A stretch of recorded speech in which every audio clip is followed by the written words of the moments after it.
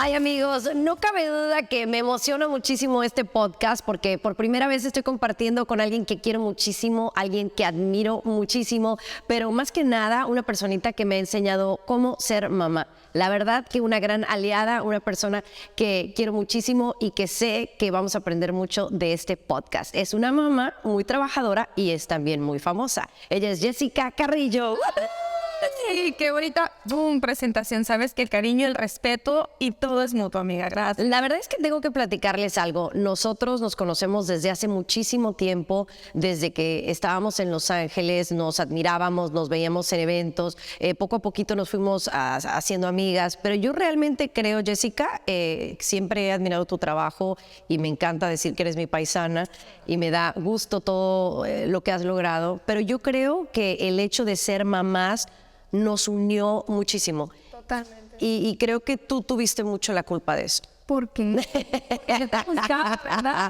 La verdad que tú fuiste de las primeras personas, de las primeras mamás que obviamente supo que estaba embarazada, pero fuiste de las primeras que me empezaste a dar muy buenos consejos y sin que te los pidiera y de verdad que por eso te agradezco muchísimo. Ay, no, hombre, nada que agradecer, lo hice con todo el cariño del mundo y bien lo mencionas. Fueron muchos años de conocernos, pero creo que afianzamos esa amistad a raíz de nuestros bebés, del embarazo, porque me acuerdo mucho cuando la primera vez que tú y tu esposo visitaron la casa estando embarazada y que yo empecé a sacarte un montón de libros y te dije, mira, voy dándote este libro porque es buenísimo, te va a ayudar.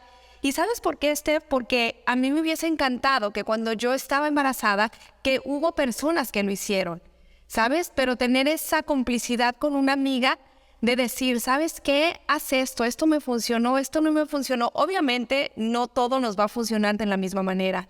Pero así como en su momento a mí, varias compañeras del trabajo que ya tienen niños muy grandes me dieron libros y me dieron consejos, yo dije, tengo que hacer lo mismo, no por obligación, sino porque es bien padre, por lo menos tener a alguien que dice, ¿sabes qué? No estás sola, aquí tienes apoyo. No, la verdad que sí, todos tus consejos los puse en práctica, incluso sé de una aplicación, porque no solamente un libro que me prestó, sino una aplicación que utilicé para monitorear el desarrollo de mi bebé semana tras semana, y eso fue gracias a Jessica Carrillo. Así que siempre uno tiene que tener amigas a lo largo del camino para aprender a ser buena mamá, y como dicen, no todo está escrito, no todo es una fórmula, cada quien nos van a funcionar varias cosas, y hay tantos temas que me gustaría hablar en cuanto a la maternidad, y es por eso que estamos haciendo este podcast, Jessica, pero primero que nada, quiero que tú me digas, para ti, el haber estado embarazada, el dar a luz a Matías, a grandes rasgos, ¿cómo fue esa etapa? ¿Cómo la viviste? Porque no todas las mamás lo viven igual. Claro, no. Mira, para mí fue una etapa muy bonita dentro de todo lo que conlleva, ¿no? Pero al mismo tiempo difícil en el sentido de que yo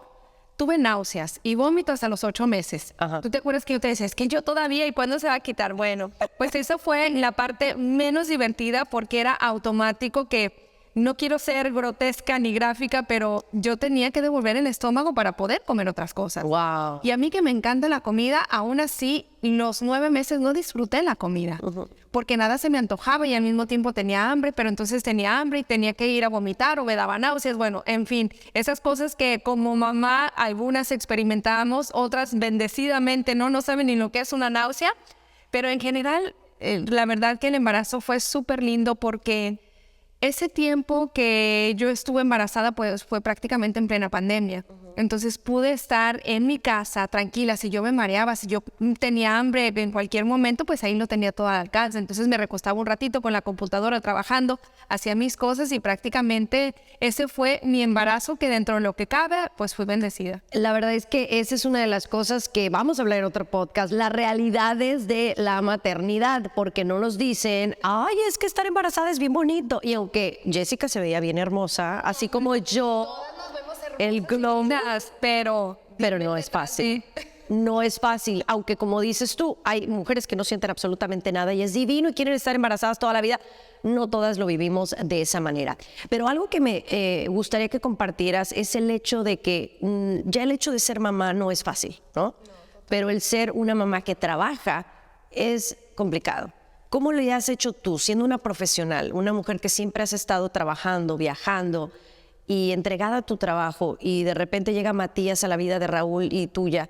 ¿cómo haces para balancear? ¿Cómo haces para poder solventar una situación así que no es fácil? No, nada fácil. Y yo creo que eso ningún libro te lo puede enseñar. Nadie te puede decir cómo hacerle, sino que algo que me ha funcionado a mí es adaptar a Matías a nuestro ritmo de vida. Porque si lo hacemos al revés, entonces estamos fritos, ¿no? Claro. ¿Cómo adaptarnos a la vida de un bebé si el bebé no sabe? Nosotros somos los que le tenemos que enseñar. Entonces eso me ha ayudado muchísimo, poner a Matías desde el día 1 que nació en rutinas. Y eso por lo menos me da tiempo a mí de organizarme. El que si el día que decimos tenemos que estar en tal lugar a las 7 de la noche, entonces atrasar el reloj y decir, bueno, a las 5 Matías come, a las 5:30 lo voy a bañar, a las 4:30 entonces me tengo que empezar a arreglar yo. Es una agenda que he tenido que realizar alrededor de nuestra vida para poder todos funcionar y funcionar de la mejor manera. Porque sabes que las rutinas de SEF para los niños es bien importante porque les da mucha seguridad. Entonces, por lo menos en ese sentido, quiero estar tranquila de no estresarme de más para que Matías por lo menos vaya en el ritmo, ¿no? Y sí ha sido difícil.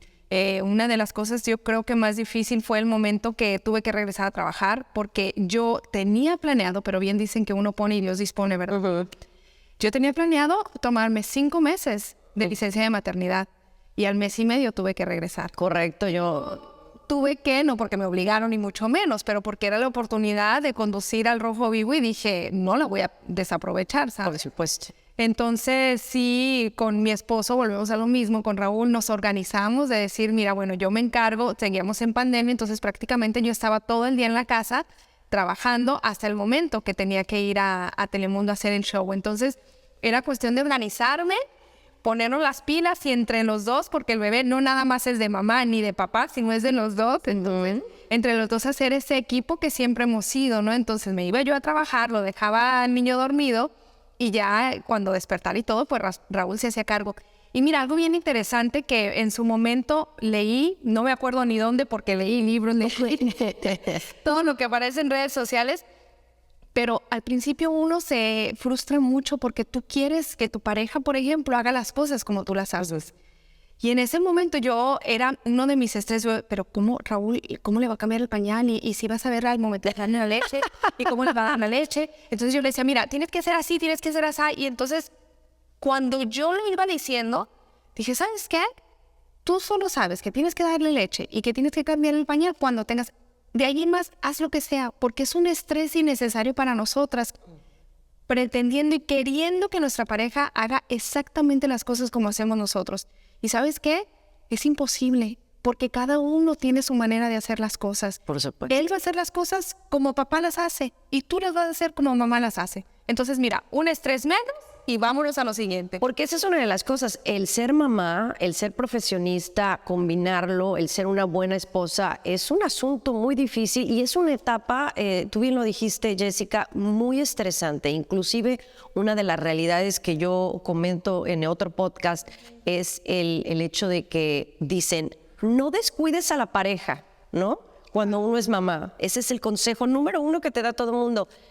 Pero para mí, y yo no sé si para ti, fue de los momentos de mayor tensión con mi pareja por lo mismo, por ponerte de acuerdo o porque de repente Gerardo, que ya es papá de otros niños más adultos, cree que lo sabe todo. Ah, claro. Y entonces viene un poco la riña y tienes que tratar de sobrellevar eso, porque al final son un equipo que tienen que atender al bebé. No nada más es la mamá, y eso es importante. Y hay que criarlo y obviamente cada uno tiene sus ideologías, sus creencias, no religiosas ni mucho menos, sino simplemente la manera de ver la vida y de cómo educar, ¿no? Pero aquí es donde viene la complicidad en la pareja, que sí es bien importante, porque no es ni tu hijo ni mi hijo, es nuestro hijo. Y entonces, obviamente en la pareja siempre va a haber el papá consentidor, el papá un poquito más regañón, o el que lo lleva en la consentidora somos nosotras. Ajá. Yo pensé que tú eras la regañona. También. Yo soy ambas cosas. Ambas a la vez. Sí, pero Raúl sí de repente, en nuestro caso, pues sí es un poco más estricto con Matías. No que yo no lo sea, pero yo tengo una manera distinta de decirle las cosas. Y ese también es un conflicto entre pareja, ¿no? Que le digo, oye, pero no le grites, no claro, gritar, yo le digo. Decirle las cosas bonito, él te va a entender, porque yo así lo hago, pero digo, mira, a final de cuentas, si tú te acuerdas, cuando tu mamá y tu papá estaban en casa, por ejemplo, con mi papá, era nada más de verme a los ojos y yo ya sabía, o sea, mi papá nunca me puso una mano encima. Y con la sola mirada, uy, no, era así como que lo peor que me podía pasar. Claro. Y con mi mamá era diferente, porque mi mamá de repente sí nos aventaba la chancla, ¿sabes? Te daba el pellizquito, lo que fuera. El jalón de pelo. De cabello, exacto, pero tú sabes que era una crianza diferente y no por eso los deja uno de querer a ambos. Claro. Ahora, en algún momento como profesionista, como periodista que eres, ¿te has sentido culpable del hecho de tener que de repente viajar? Tú viajas mucho por tu trabajo también y el tener que dejar a tu bebé, que obviamente lo dejas con papá, pero ¿ha llegado un momento en tu vida que te sientes como culpable? Ay, yo creo que todos los días. ¿Sí? La culpa de mamá llega todos los días en diferentes circunstancias, pero sí, en la primera vez que tuve que hacer un viaje, me tuve que ir 3 días y yo decía, pero ¿cómo me voy a ir? Dios mío, soy la peor mamá del mundo, ¿cómo voy a hacer esto y cómo lo voy a dejar? Pero mira, a final de cuentas, y yo me acuerdo que justo cuando tuve que regresar a trabajar al mes y medio, en ese tiempo yo le dije a mi papá lo que iba a pasar y una de las cosas que él me dijo que siempre es lo que tengo en la mente y como que me ayuda a no sentir esa culpabilidad de mamá, me dice, hija, tú tienes que hacer lo que tienes que hacer y piensa siempre que lo que vas a hacer va a ser por el bien de tu hijo. Claro. Aunque en ese momento no lo veas y aunque en ese momento tú digas, híjole, estoy siendo una mala mamá. No, porque sabes que lo que estás haciendo lo estás haciendo por tu hijo. No es de que te vas de parranda o, ¿sabes? Y que también se vale, de veces también se vale. Pero siempre me acuerdo de eso y en esa primera vez que tuve que viajar, obviamente la culpabilidad era de que, ¿cómo le voy a hacer? Y entonces cuando regrese él ya no me va a querer, ya. Y me acordé mucho de las palabras que me dijo mi papá en su momento y dije, ¿sabes qué? Sí, a final de cuentas uno, aunque la culpabilidad y el remordimiento siempre está ahí, sabes que eso lo haces por tus hijos, por darle una mejor vida, por darle un hogar, por darle comida, por todo lo que sea y que te vea al final de cuentas que eres una mamá trabajadora y que todo lo que hace, uno lo hace por él. Y va a ser un ejemplo. Además que tú también estuviste embarazada en un momento difícil, regresaste al trabajo en un momento crucial para ti como mamá y como profesionista, pero también viene la pérdida de tu papá y sobrellevar eso no fue fácil, ¿no? Porque tú tuviste que ser más fuerte que nunca. Más fuerte que nunca y esa fue también una de las veces que tuve que irme, ¿sabes? Porque Matías estaba muy chiquito, tenía apenas 3 meses y le digo, ¿sabes qué? Mira lo que son las cosas. Justo ese día que me hablaron de lo de mi papá, nosotros teníamos cita para sacar el pasaporte de Matías. Las circunstancias de la vida, una señal, lo que tú quieras, no nos lo dieron. Porque nos faltaba algo en los documentos, no me acuerdo ni qué, pero obviamente yo dije, no, ¿cómo me voy a ir? ¿Cómo voy a dejar aquí a mi hijo? Y aparte también, o sea, yo tengo que estar allá con mi familia, tengo que estar con mi papá. Y me fui yo sola. Afortunadamente, una de mis cuñadas vino para estar con Matías y con Raúl para poder ayudarle y todo. Pero tú no sabes, ese viaje fue el peor viaje de mi vida.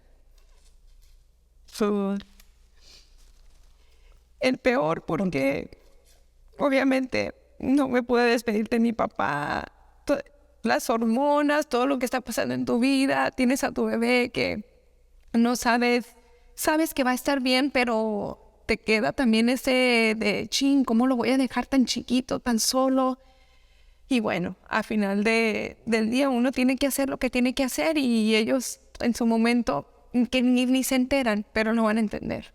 Pues yo sé que tu padre ha sido alguien muy importante en tu vida, pero también ahora es un angelito que está en el cielo y que yo estoy segura está muy orgulloso de ti, no solamente por lo que has logrado, pero sino también por lo buena mamá que eres, porque eso lo vemos todos los días. Pero bueno, vamos a cambiarle el rubro a este asunto para dejar la angustia y la tristeza, porque las mamás pasamos por etapas muy sensibles y a veces no nos entienden, ¿no? Yo creo que hasta que eres mamá te das cuenta de lo importante que es la maternidad.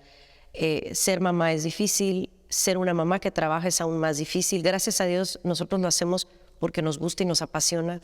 Hay mamás que no tienen pareja, hay mamás en casa que lo tienen que hacer por necesidad, irse y no compartir con sus hijos para nada. Y eso es digno de aplaudirles. Nosotros tenemos la posibilidad de compartir la maternidad con nuestras parejas, con alguien que nos apoya para que podamos seguir creciendo como profesionales. Y creo que eso es, la verdad, algo que debemos de agradecerles a nuestras parejas, yo a Gerardo y me imagino que tú a Raúl. Pero aparte de eso, tenemos otro asunto. Somos personas públicas. Y la verdad no voy a decir que somos famosas porque ni que fuéramos Beyoncé, ¿verdad? Ni J-Lo, ni Shakira, pero ahí nos damos, ¿verdad? El ser mamá en estos tiempos, Jessica, con las redes sociales, ¿qué tan difícil ha sido para ti el estar frente al ojo público? Y no solamente porque estás en televisión, sino también porque compartes en las redes sociales. Creo que es un arma de doble filo. Yo siempre he dicho que las redes sociales es un arma de doble filo y en el sentido de cuando te conviertes en mamá, mejor, porque uno espera o la gente afuera espera que tú hagas todo perfecto. Y que si porque eres famosa, entonces tú como mamá tienes que ser perfecta. Cuando la perfección al final de cuentas no existe. Y obviamente nunca faltan esos comentarios bien maliciosos, duros, y más cuando tú estás recién dada a luz. Por ejemplo, me acuerdo una de las cosas que a mí, yo trato de no tomarme las cosas personales, ¿no? Pero de repente sí te cala. Claro. Te cala, o la verdad, cuando estaba yo justo que regresé a trabajar, entonces todo el mundo me decía, ay, pero estás bien gordita. Y yo, hello, acabo de dar a luz hace 1.5 meses. Y entonces las hormonas, que obviamente no te juegan una buena jugada, sino todo lo contrario. Yo me acuerdo que me ponía lo que me dejaban para vestirme. O sea, yo me sentía fea. Oh, my God. Me sentía como que no era yo, obviamente, porque todo en mí había cambiado, toda mi vida había cambiado. Matías, la responsabilidad de tener un pequeñito que depende totalmente de ti, todo cambia. ¿Quién se atrevió a decirte eso? ¿De acuerdo? O sea, obviamente en las redes sociales tú sabes... la gente. Y bueno, a ver si como que va bajando de peso, pero si viste como que está bien gordita y así, ay. Y yo decía, está bien. Para mí no importa, pero entonces cuando ponen de repente cosas así de que, ay, me acuerdo comentarios que ponen, ay, Matías pareció viejito, ay, qué feito está. Digo, la maravilla del mundo, para mí lo es. Digo, obviamente no es monedita de oro para caerle bien a nadie, pero yo digo, híjole, ¿por qué la crueldad? A uno dígale lo que quieran, pero a los niños... O sea, a final de cuentas, mira, métanse con alguien que se pueda defender, señores, porque ellos ni la deben ni la temen. Creo que en ese momento yo me di cuenta como que, ¿sabes qué? ¿Qué necesidad tengo de estar poniendo a mi hijo tanto? Como que ahí me cayó el 20 que yo le tenía en redes sociales desde que antes que naciera, porque era la onda. Y llegué a un punto que dije, ¿sabes qué?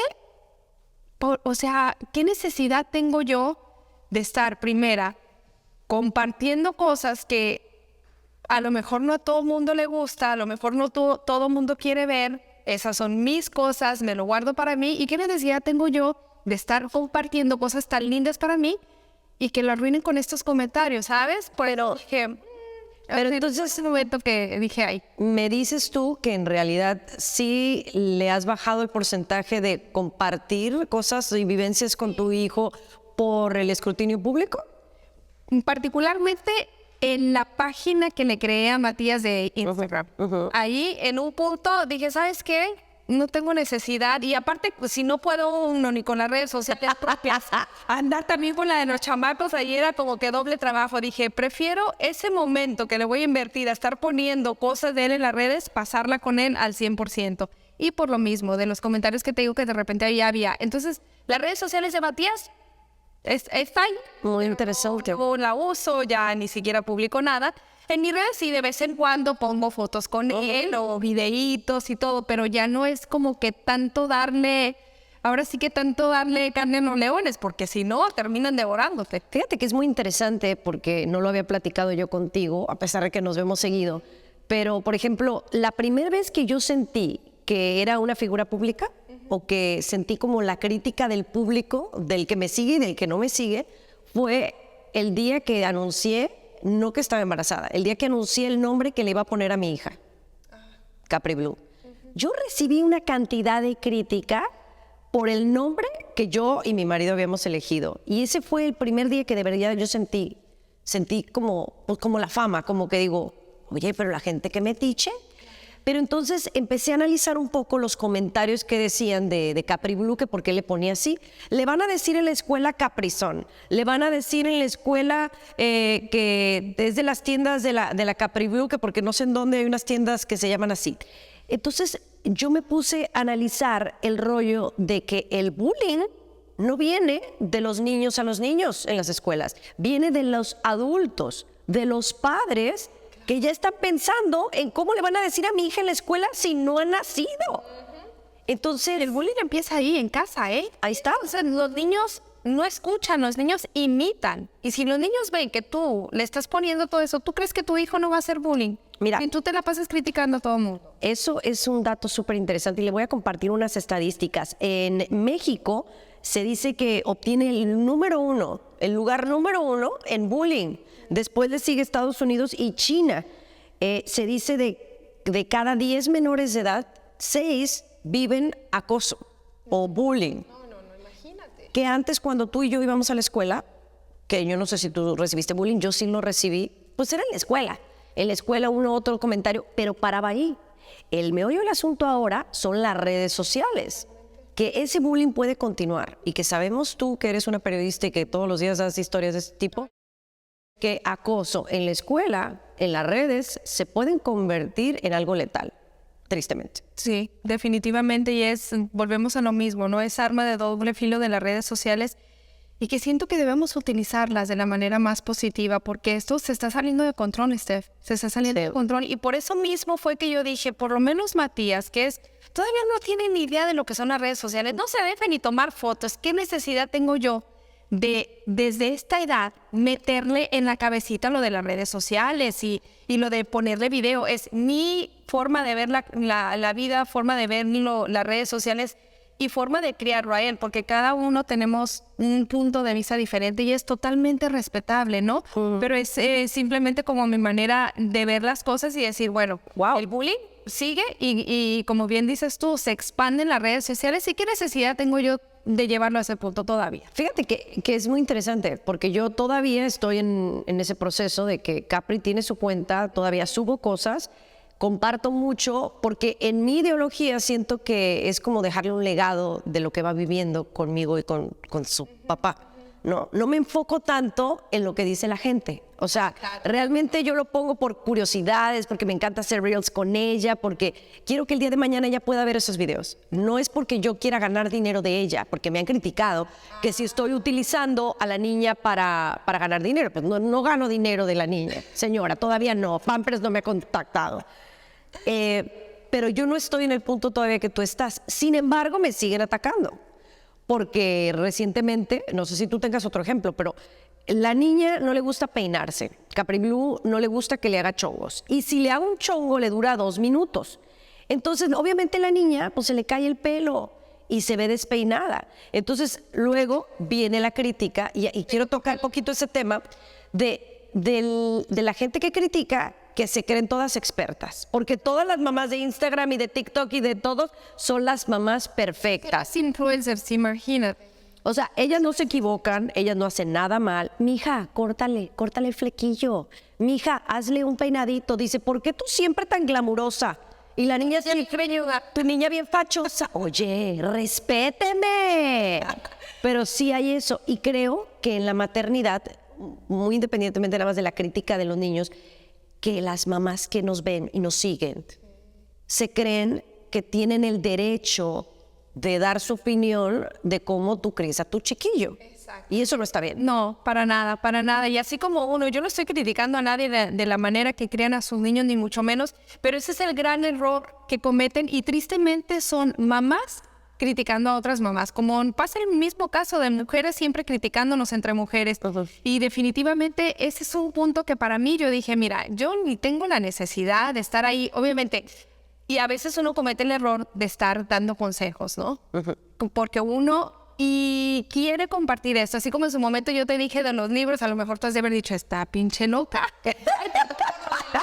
No, aquí estamos, no hay censura, aquí no hay censura.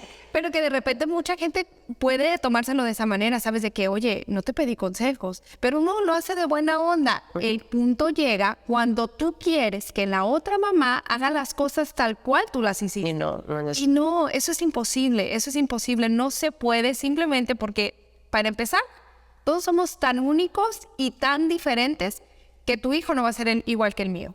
A tu hijo no le van a gustar las mismas cosas que al mío. Y nosotras como mamá nunca vamos a poder hacer lo mismo que otra mamá. Claro que es un mundo totalmente diferente. Somos dos cabezas. Definitivamente. Ahora, ¿tú crees que hay algo positivo de las redes sociales? Sí. En el sentido, mira, por ejemplo, redes sociales me puede conectar con las personas que rara vez veo. O tener amigos, tener una comunidad de mamás, que eso sí me encanta y lo he logrado hacer. Con otras mamás que compartimos ideas, compartimos consejos. No los decimos cómo criar a nuestros niños, sino simplemente compartir cosas que de repente te pueden servir para el día a día, ¿no? Obviamente, el estar involucrado en siguiendo otra red de mamás, que tú también puedes agarrar esos consejitos que te funcionen. Y mira, al final del día somos figuras públicas, no famosas, pero figuras públicas. Que la gente obviamente sí está pendiente de lo que haces, porque así como nosotros seguimos a otras mamás o a otras redes para tomar esos consejos, pues hay mucha gente que también nos ve a nosotros para seguir esos tips de buena mamá o de simplemente cómo te haces el cabello.